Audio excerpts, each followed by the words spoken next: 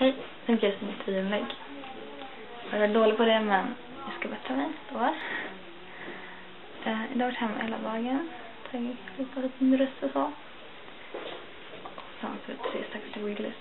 Och för att allt jag vill bara ifrån. Så jag hade så mycket ångest. Allt bara skrek ångest, verkligen.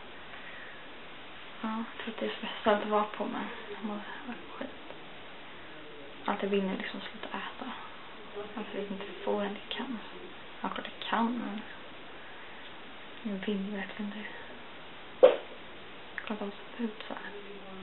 Jag vill äta konstant, verkligen. Jag säger det lönar inte att äta. Jag vet att jag inte mådde bättre. Jag vet att jag mådde skit då också. Men så är jag ännu värre nu. Mat bara förstör. Att ingen förstår det. Jag mår skitdåligt. Jag mår som jula. Ingen tror jag heller. Ja, vad ska man göra liksom?